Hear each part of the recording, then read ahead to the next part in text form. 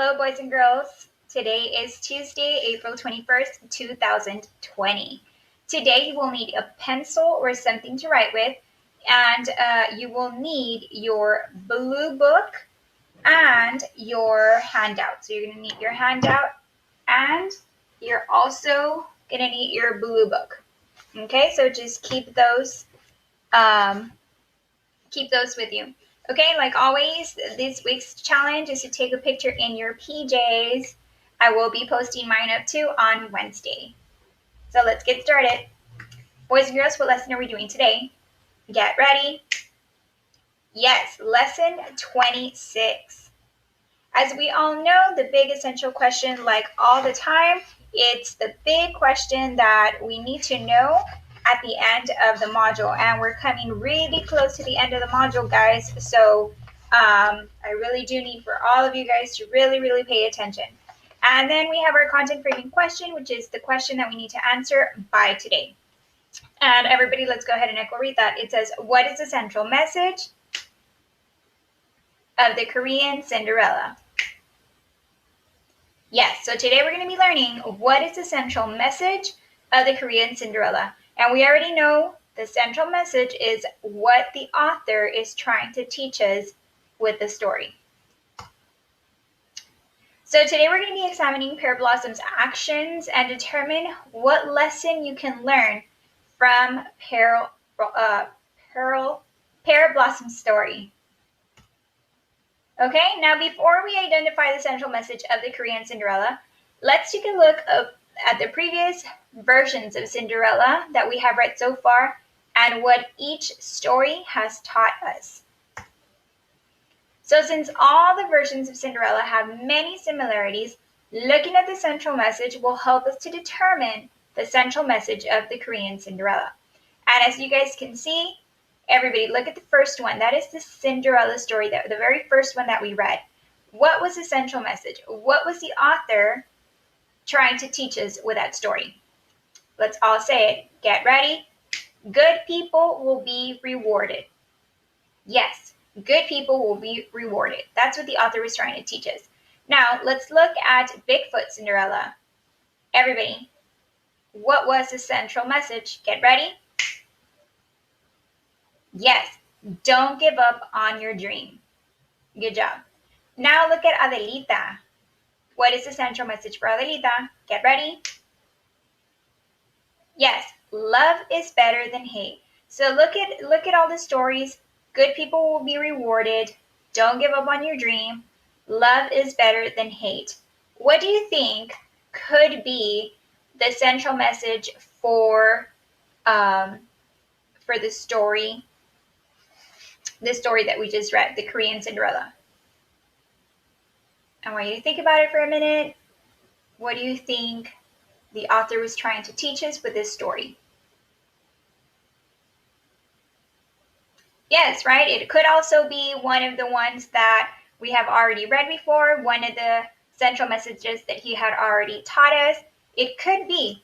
Now, the author repeats a lot the word deserve. Everybody say the word deserve. Yes, deserve. And remember, deserve means to get or earn. You get something that you deserve, you earn something, okay? Now I want you to think, can you think of a central message that relates to these key details about deserve? What do you think could be a key or the central message with the word deserve? What do you think the central message can be? It has to have the word deserve. Good, I see a lot of you thinking. I see a lot of you talking out loud. And yes, maybe one of the central messages, people get what they deserve. Everybody, let's say that. Get ready. People get what they deserve. Good, boys and girls. Now let's go through the evidence examples in this story to support the central message. Remember, we can have a lot of different central messages, but we need key details to support it, okay? Now we're going to use the Pear Blossom to organize our thinking. So if we look at here are some examples that we found throughout the story. Some of the evidence is Pear Blossom worked hard doing her chores. So, she works very hard. So at the end, she gets what she deserves, right? The frog helped Pear Blossom. Sparrows helped Pear Blossom. Sparrows pecked at Peony. An ox helped Pear Blossom. And then Pear Blossom marries the magistrate. Why? Because she was doing so good all the time. People saw the goodness. The animals saw the goodness in her that at the end, she got what she deserved. And at the end, she married the magistrate for doing all the good things and for being treated the way she was treated unfairly. She kept doing the right thing. She was honest. So doing the right thing gets you what you deserve. All right, boys and girls. So what was the central message of the Korean Cinderella? Let's all say it together.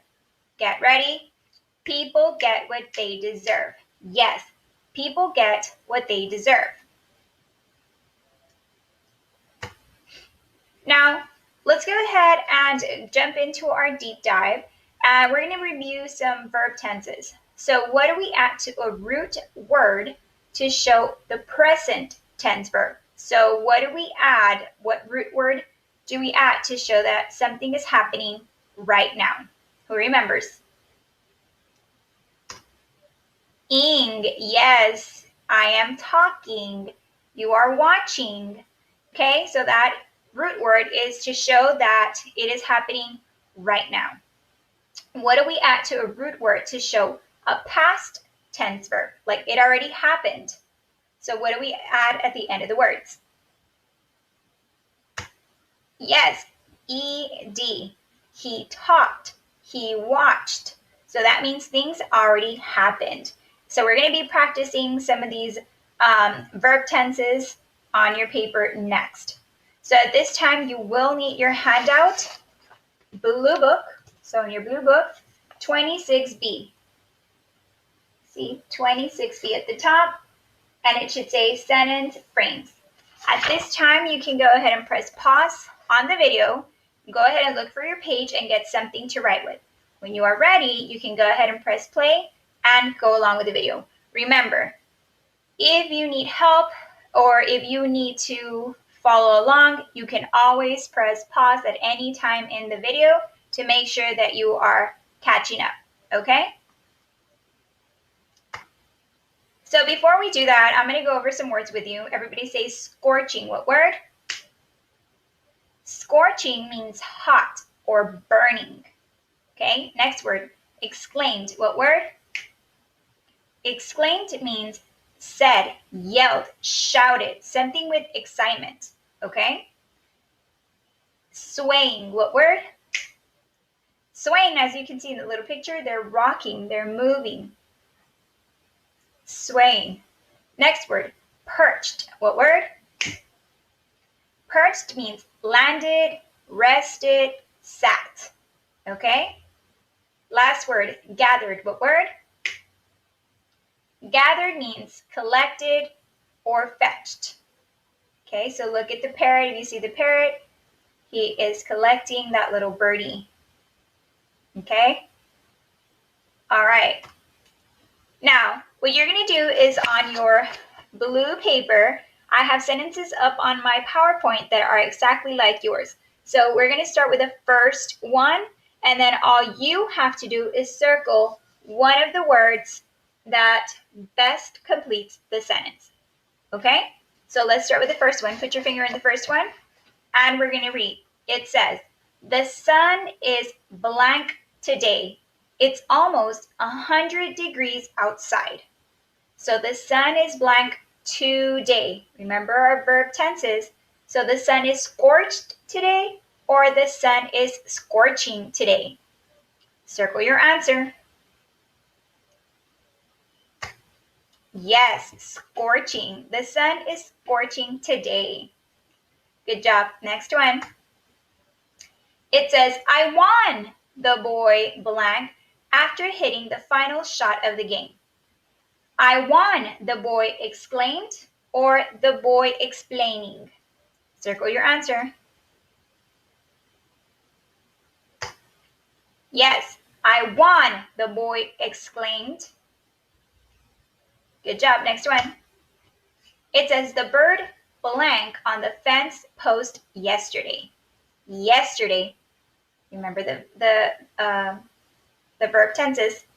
The bird perched on the fence post yesterday, or the bird perching on the fence post yesterday. Circle your answer. Yes, the bird perched on the fence post yesterday. The next one. The swing blank in the wind. The swing swaying in the wind, or the swing swayed in the wind. Circle your answer.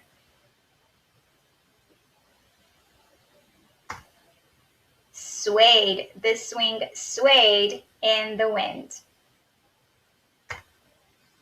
Here we go. Last one, boys and girls. It says the squirrel is blank nuts for winter. Oh, I forgot a period there. It says the squirrel is storing nuts for the winter, or the squirrel is stored nuts for the winter. He's storing it for the winter. So what are we? Storing it for the winter or stored for the winter? Circle your answer. This might be a tricky one, but it is storing. The squirrel is storing nuts for winter. All right, give me a thumbs up if you got 100, if you got all of them right. Yes, I see everybody got it right. Everybody got 100. All right, kids brain, awesome job. Now at this time, you can go ahead and put your blue book away. The only thing you're gonna need right now is your worksheets. And that should also say at the bottom, 26, Module 4, Lesson 26. It's right there. And that, boys and girls, is your exit ticket. That is what you're going to have to turn in to me through the Assignments tab under Wit and Wisdom. Okay? So for this one, you're going to follow along. You're only going to circle the correct verb to complete the sentence. Okay? Just like we did right now, I'm going to read it. You're going to choose yours. At the end of the lesson, you will take a picture and upload it through the Assignments tab. I know everybody's going to get 100. So here we go. Number 1, it says, we blank pizza for dinner last night.